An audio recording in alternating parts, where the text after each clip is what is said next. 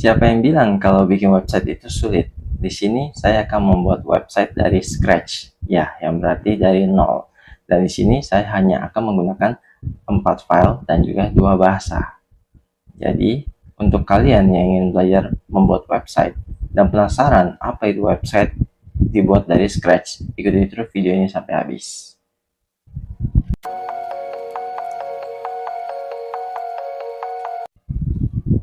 Halo teman-teman semua, kembali lagi bersama saya Joni Twindra, seorang IT spesialis yang akan menjadi IT educator untuk kalian.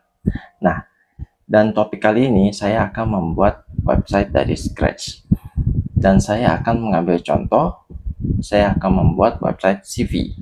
Ya, jadi di sini kalian bisa lihat pembuatan website itu tidak terlalu sulit. Ya, itu tujuannya. Dan sebelum saya memulai, saya akan menjelaskan dulu terlebih dahulu untuk bahasa pemrograman yang saya gunakan. Jadi saya menggunakan bahasa pemrograman HTML dan juga CSS. Jadi program pemrograman HTML ini itu bahasa pemrograman yang bisa dibilang dasar ya untuk si browser. Jadi si komputer itu sudah mengenal. Jadi bisa dibilang ini bahasa dasar yang dikenali oleh si komputer. Seperti contohnya, misalkan kita mau membuat judul website, kita akan menulis title. Dan untuk biar bisa dikenali perintah dari si HTML ini, digunakan perintah tag. Ya, begitu kita menggunakan opening tag dan juga penutupan tag, si komputer akan mengenali perintah yang akan digunakan. Seperti contoh kita mau membuat paragraf, kita membuat opening tag P dan juga penutupan. Nah, di sini dia akan mengetahui, oh P, berarti kita akan membuat paragraf.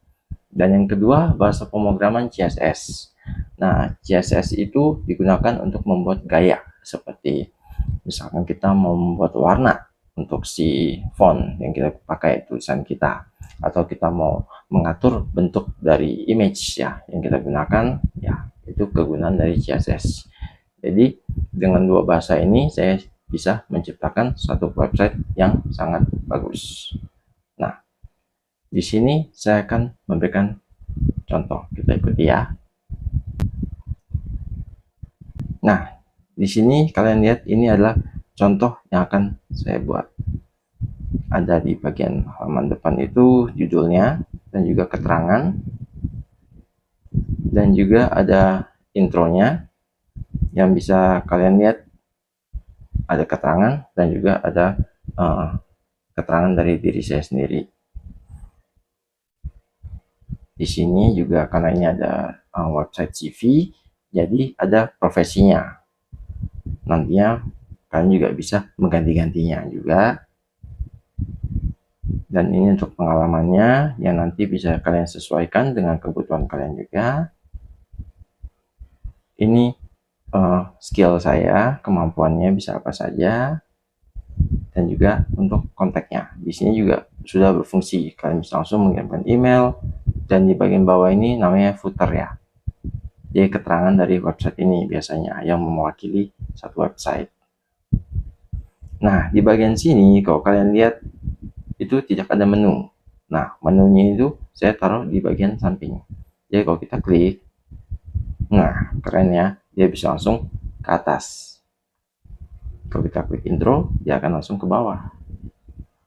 Dan masing-masing menu itu akan mengikuti judul dari si bagian tertentu. Nah, di sini untuk membuat website ini kalian perlu mempersiapkan 3 hal ya. Yang pertama itu browser, yang kedua itu text editor, dan yang ketiga itu XAMPP. Ya, jadi kegunaan browser itu sudah tentu untuk melihat halaman website. Dan yang kedua itu text editor untuk tempat kita mengetikkan ya bahasa pemrogramannya. Nah, yang ketiga ini berfungsi untuk menjadikan komputer kita itu seperti server. Jadi seakan-akan kita itu online. Nah, ini browser yang seperti kalian lihat. Dan ini saya menggunakan Visual Studio Code ya. ini adalah salah satu text editor yang lumayan lengkap dan saya sangat suka. Jadi di sini adalah bahasa pemrogramannya. Nah, di bagian samping sini ini file yang saya gunakan. Jadi ada yang utama itu file index, yang kedua itu CV-nya, dan ada dua file tambahan yaitu banner dan juga file untuk font. Ya, jadi saya menggunakan font Roboto regular. Dan untuk indeks ini sendiri, kalian bisa lihat ya. Nah, ini yang saya ketikkan. Nah, sampai di sini saja. Jadi tidak terlalu banyak ya untuk filenya yang perlu kalian ketikkan. Dan untuk CV, mungkin agak banyak, terlihat banyak, tapi sebenarnya sedikit. Karena ini cuma sepotong-sepotong kalau kalian perhatikan. Selesai, cukup sampai di sini. Jadi yang perlu kalian ketikkan itu untuk dua file ini juga tidak terlalu banyak. Nah, di sini juga saya akan menjelaskan kenapa menurut saya Scratch itu sangat powerful. Di sini, kalau kita menggunakan seperti CMS atau framework, mungkin kita harus menyesuaikan dengan mereka. Tapi kalau kita menggunakan Scratch, kita yang sendiri yang akan menentukan enaknya gimana, bagusnya seperti apa. Seperti contoh, saya di sini saya memberikan komentar. Nah, jadi saya bisa memberikan informasi tentang website ini. Dan yang kedua, di setiap bagian saya memberikan komentar juga. Ya. Jadi di bagian section 1, bagian 2, semuanya itu saya tulis. Kenapa? Jadi untuk memudahkan jika saat saya ingin mengubah sesuatu. Nah, inilah salah satu penyebab yang menurut saya membuat dia itu powerful. Jadi kalau kalian mengerjakan secara tim, kalian bisa bilang, ya kalian kerjakan bagian mungkin 3. Saya kerjakan bagian pertama, ada juga tim yang lain kerjakan bagian kedua. Nah, jadi kalau sudah selesai, tinggal di copy dan jadikan satu. Seperti contoh. Di bagian pertama ini adalah banner. Ya. Nah, kalau menggunakan Visual Code, ini juga salah satu kelebihannya. Saya perkecil. Nah, dia harus menutup section dengan section. Ini juga saya tutup. Nah, jadi kita bisa lihat. Sangat rapi. Dan di setiap section juga saya memberikan nama. Jadi kalau misalkan saya mau mencari, saya bisa menggunakan Ctrl F, Ctrl Find. Ya. Nah, misalkan saya mencari banner, yang langsung muncul. Oh, di sini bannernya. Nah, jadi sangat rapi. Nah, seperti yang tadi saya bilang, misalkan bagian 2 dan bagian 3 belum ada. Ini saya hapus. Saya simpan, lalu saya lihat tampilannya. Nah, tadi kan di bagian 2 dan bagian 3. Nah, hilang. Jadi langsung ke profesi. Bagian 2 itu adalah intro. Tidak ada. Ya. Nah, jadi di sini saya kembalikan. Saya simpan.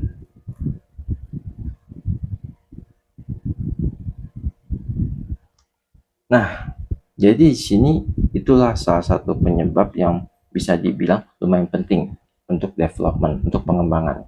Jika di salah satu bagian kalian mau kembangkan, ya kalian tinggal ubah saja bagian itu. Tidak terutak-atik bagian yang lain. Nah, di sini saya akan menjelaskan dulu yang paling utama. Jadi di sini akan saya tutup dulu. Kenapa? Karena ini bukan yang utama. Jadi kalau kalian langsung melihat ini semua, mungkin kalian akan agak bingung. Nah, jadi yang utama itu adalah ini. bagian head, bagian awalan yang harus kita kerjakan. Dan ini juga lumayan penting ya. Kenapa? Di dalam SEO itu dia akan melihat title. Title itu adalah bagian sini. Nah, ini adalah titelnya. Jadi di saat orang melakukan search engine, dia mengetikkan kata kunci, dia akan mencari titel kita mana yang cocok. Membuat website itu seperti membuat buku, ya. Jadi kalian hanya pikirkan, kalau di dalam buku itu ada judul, ya, daftar isi, bab, subbab, dan juga kontennya, misalkan image ataupun paragraf. Judul itu seperti titel yang ada di sini. Dan bagaimana dengan daftar isi? Daftar isi itu adalah menu, ya, menu seperti yang di bagian kanan ini adalah daftar isi, menu.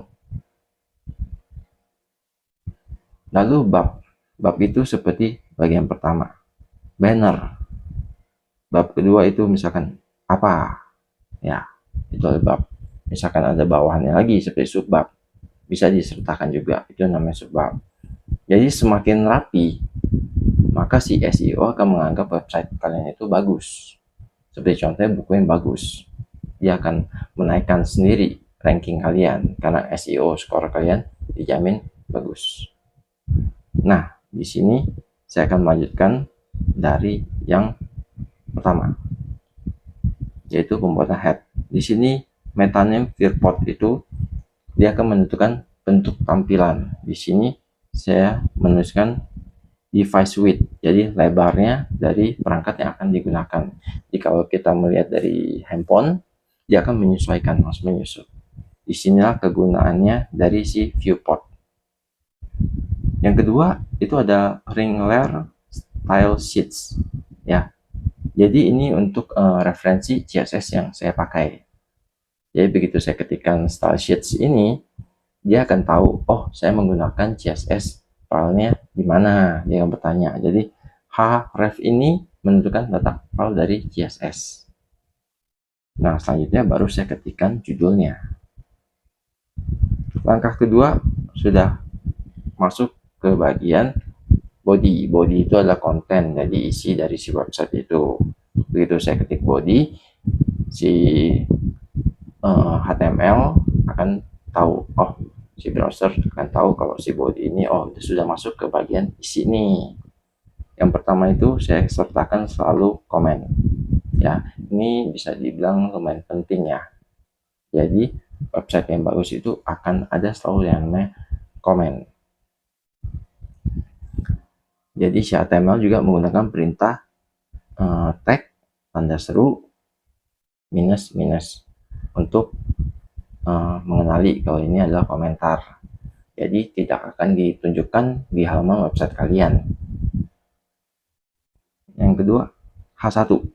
Nah, H1 ini bisa dibilang bab, ya. Jadi bab ini judulnya apa? Saya tulis curriculum vitae. Dan untuk SEO yang bagus, H1 itu cuma boleh ada satu. Nah, ini harus kalian perhatikan. Kalau sampai ada dua, SEO skor kalian akan turun. Nah, H2. H2 ini kan subbabnya ya. Jadi subbab juga bisa beberapa banyak juga. Jadi ada menunjukkan ada beberapa bagian. Jadi H2 ini saya gunakan untuk menampilkan nama saya, lalu saya gunakan P. Ya, jadi sesuai dengan urutannya. Saya tidak bisa menggunakan P dulu, baru saya gunakan si IT spesialis ini, saya gunakan H2. Nah, nanti itu akan dianggap Google itu SEO score-nya itu salah. Ya, jadi susunannya itu udah berantakan. Ya, kalian harus perhatikan. Nah, jadi selesai sudah bagian pertama. Nah, bagian pertama itu yang ini. Nah, gampang ya. Nah, di sini ada tulisannya kalian itu bervariasi, agak keren curriculum vitae-nya. Nah, caranya bagaimana? Oke, di bagian pertama saya juga ada membuat CSS. Cara mengetahui itu memakai CSS atau tidak, kita tinggal lihat saja. ID banner. Nah, di sini tandanya saya ada melakukan penamaan. ID itu biasa digunakan untuk penamaan. Begitu saya menggunakan div class. Nah, begitu masuk ke class, itu tandanya saya sudah menggunakan CSS. Jadi class banner. Nah, ini tampilan dari CSS. Di atasnya saya ada tampilkan komentar. Lalu dikarenakan saya menggunakan font Roboto, saya harus menyertakan juga CSS-nya biar dikenali kalau saya menggunakan font Roboto. Nah, perintahnya seperti ini. Sangat mudah. Lalu HTML saya atur untuk sesuai dengan layarnya. Untuk scroll behavior ini ya sepertinya di saat kalian ngeklik, dia akan tidak langsung loncat, jadi perlahan. Kedua itu bodinya saya atur ada backgroundnya, saya gunakan banner.jpg. Nah, ini keterangan dari si background. Nah, saya juga ada pengatur untuk text center, itu berarti tulisannya itu di tengah. Cara penulisan itu seperti ini, text align center. Ada juga tombol. Kalau kalian tidak penggunaan ini, tombol kalian akan terlihat sangat biasa. Untuk menarik, saya tampilkan seperti ini. Dan juga ada tambah-tambahan yang lainnya. A ini untuk link ya. Jadi begitu ada tulisan ahref, dia akan berubah menjadi abu. Dan kalau kita arahkan, dia akan menjadi warna merah. Itu kegunaan dari hover. Nah, untuk H1 saya menggunakan CSS seperti ini. Saya atur padding atas, ukuran fontnya saya sengaja perbesar sedikit, lalu teksnya itu di tengah, ada juga warna dan juga ada bayangannya. Jadi tampilannya akan menjadi seperti ini.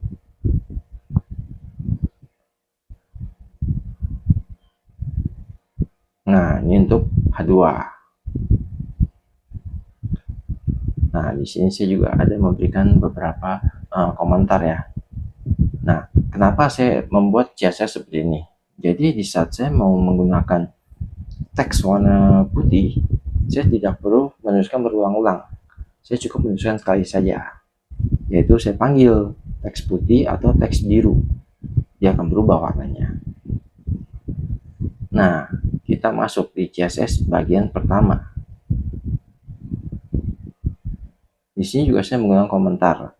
Jadi suatu saat kalau saya mau mengubah, misalkan saya tidak cocok dengan warnanya atau apa, saya bisa lihat, oh ini bagian kedua. Nah, saya tinggal ubah warnanya, saya tinggal cari bagian kedua, saya cari color, saya ganti warnanya. Jadi ya, kalian jangan sampai lupa untuk memberikan komentar-komentar di setiap bagian-bagian tertentu yang kalian anggap penting. Ya, di sini ada dot banner. Jadi titik di sini ini mewakili class. Ya, kalau kalian melihat tanda titik, ini berarti class. Seperti banner di sini, ini mewakili class banner yang di sini. Nah, kalau kalian lihat div ini sebenarnya guna apa sih? Div ini mewakili bagian-bagian tertentu. Jadi dia mengelompokkan. Nah, ada juga kelas kotak banner nih. Jadi backgroundnya itu white smoke, font size saya atur dan beberapa. Nah, jadi di bagian pertama berarti yang mana? Berarti yang ini, kotak ini bagian pertama. Untuk menghasilkan kotak ini cukup kalian ketikkan CSS seperti ini. Nah, ini masuk ke bagian kedua. Baru kita open bagian keduanya.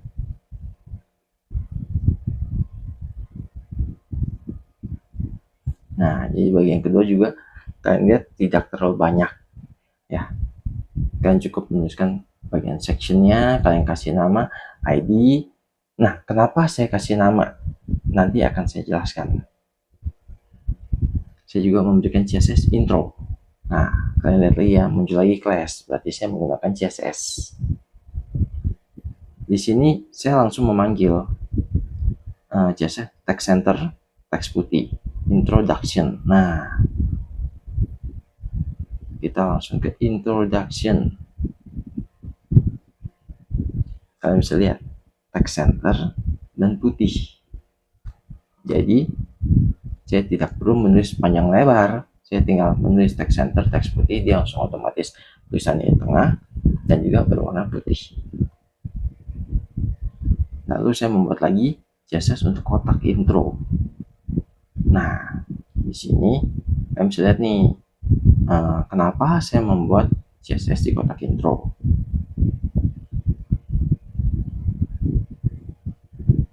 Nah, kalian bisa lihat, oh, kotak intro berarti ini nih, kotaknya putih. Dan juga ada tulisan paragraf ya, dan ini tombolnya. Oke, kita lihat di sini. Intronya itu backgroundnya, oh, saya menggunakan backgroundnya abu.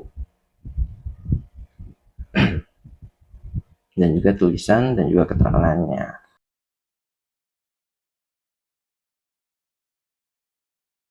Ini kotak intro.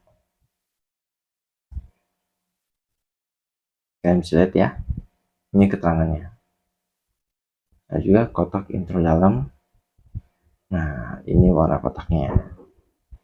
Jadi kotak intro ini masih di bagian luar ya, bagian luar. Jadi ibarat kata backgroundnya. Dan ini baru kotak intro dalam, background color white. Nah, background color white berarti yang ada namanya, keterangan dari diri saya. Oke, kita sudah masuk ke bagian 3. Nah, cepat ya. Hanya dengan beberapa keterangan saja, beberapa ketikan, sudah sampai di bagian 3. Yaitu di bagian experience. Nah, di sini kelihatannya panjang, tapi sebenarnya saya cuma copy paste, copy paste, copy paste. Jadi yang saya buat sebenarnya itu hanya sampai div bagian sini saja. Nah, ini saya tinggal copy, copy, copy. Kalau kalian perhatikan itu semua sama. Begitu saya copy, dia akan menambah bagian-bagian lagi. Yang perlu kalian lakukan hanya mengubah warna dan mengubah tulisannya. Nah, di bagian 3 ini ada apa sih?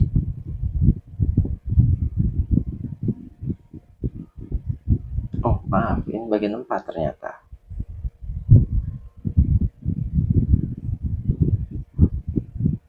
Bagian ketiganya tertutup ternyata oleh saya.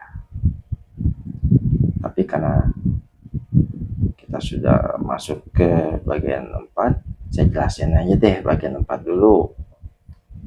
Nah, loncat ke bagian 4 ya, yang berarti experience.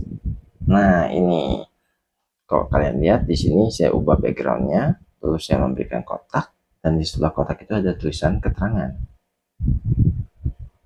Nah, inilah experience di bagian 4. Seperti saya bilang tadi, kalian buat satu bagian saja, kalian tinggal copy paste, copy paste, dan copy paste.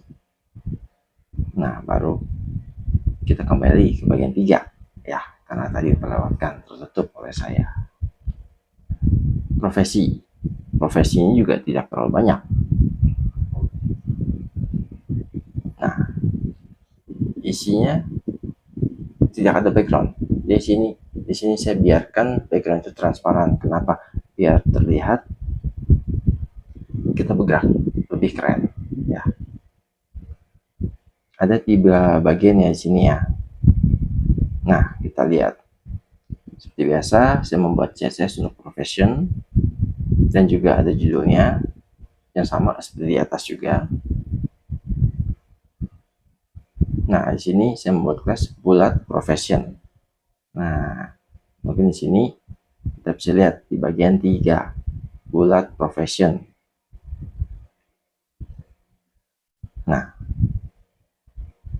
border radius inilah yang digunakan untuk membuat kotak menjadi bulat. Dan juga ada beberapa fungsi lainnya untuk warna, misalkan.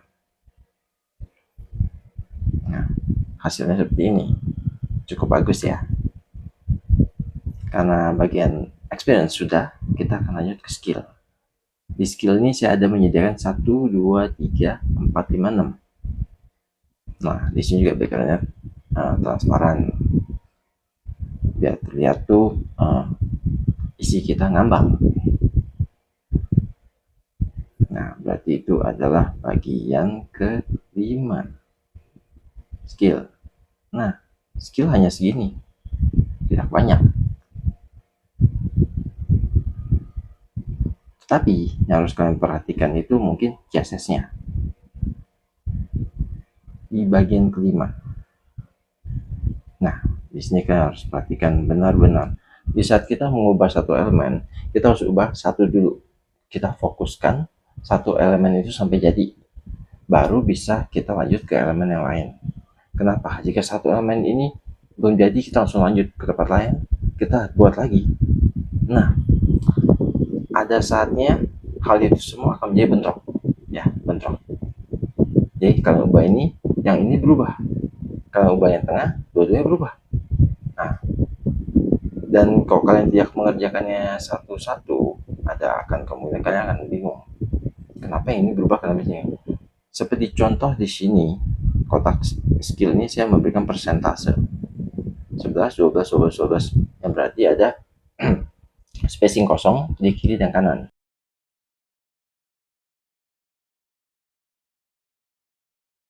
Itu yang harus kalian perhatikan. Dan ini perintahnya, display grid template column, dimana dia akan membagi kolom-kolom itu untuk persentase. Jadi tampilannya seperti ini ya, sesuai sama rata.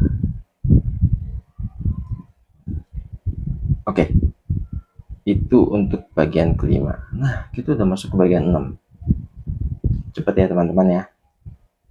Bagian itu juga sangat mudah. Bagian ini adalah kontak. Nah, kita masuk ke halaman kontak. Ada apa di kontak? Wah, isinya cuma ini nih. Jadi bagian background ini saya tidak terlalu bikin terlalu transparan, biar terlihatnya ada pembedaan di antara bagian atas dan bagian bawah.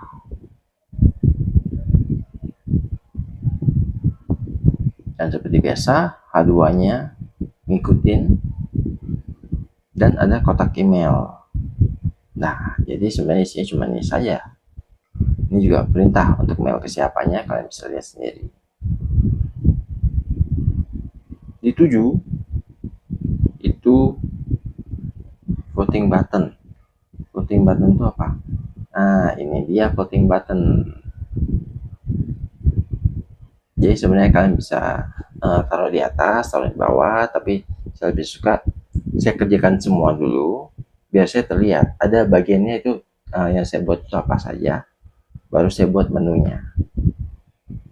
Nah, inilah bagian kanan, inilah voting menu. Jadi saya ada memberikan perintah nih, kalau kalian lihat saya memberikan perintah link, pagar intro. Nah, disinilah fungsi ID yang saya bilang tadi. Kenapa saya melakukan penamaan di setiap section. Jadi begitu kita klik, dia akan menuju si intro. Kita klik lagi, dia akan menuju ke profesi. Nah, di sini kalian bisa lihat fungsinya. Dan sini, apakah ada CSS bagian 7? Ternyata ada. Voting button ini saya buat fix, jadi tidak bergerak. Walaupun kita scroll, dia akan tetap di situ. Kalau dia scroll, dia pindahkan, otomatis nggak ada gunanya. Kita harus lihat lagi ke atas. Fungsi saya membuat voting button ini biar dia tetap stay sana, orang tinggal klik, dia akan menuju ke atas. Nah, yang terakhir itu adalah footer. Nah, footer ini lumayan penting karena untuk search engine website, dia akan memeriksa apakah kalian ada footer. Dan footer ini ya bisa dibilang itu dia yang mewakili website kita. Jadi kalian bisa gunakan apa saja yang mewakili website kalian ya. Kok di sini saya mengambil contoh ya, saya memberikan halaman YouTube saya dan juga judulnya. Jadi saat orang ngeklik, dia akan menuju halaman YouTube saya. Nah,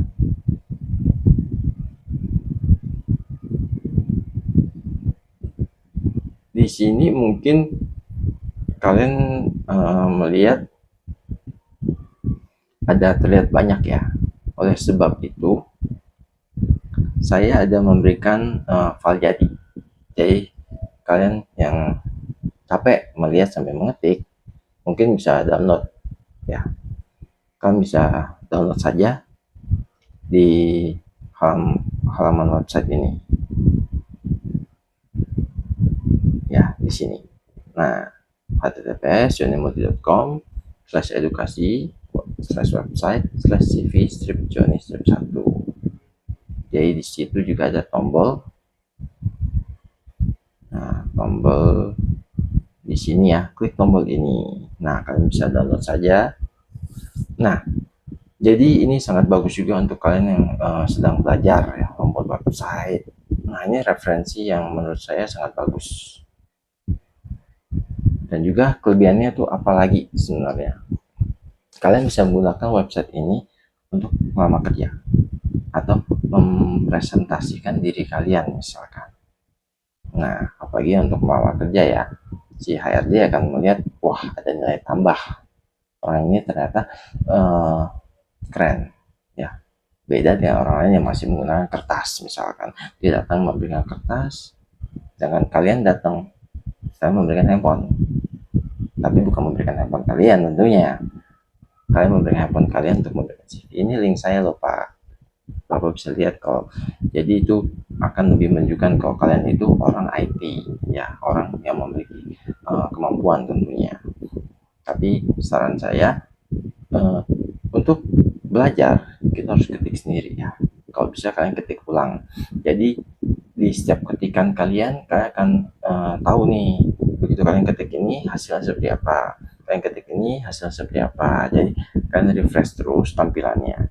Begitu kalian refresh, kalian nggak tahu, oh ini fungsinya untuk ini fungsinya untuk ini. Kalau saya ubah akan menjadi seperti ini. Dari situ kalian pasti akan lebih mengerti. Nah, untuk teman-teman, kalian jangan lupa subscribe, karena di next video ya saya akan memberikan juga yang namanya development. Nah, di pembuatan website ini saya pakai untuk pemula ya. Untuk development saya akan menggunakan 3 bahasa. Ada satu tambahan lagi yaitu JavaScript. Nah, jadi kalian jangan lupa subscribe biar nggak ketinggalan. Oke, terima kasih untuk teman-teman semua yang sudah melihat video ini, dan salam sukses dan sehat selalu untuk kalian semua. Terima kasih. Jangan lupa support saya dengan memberikan like.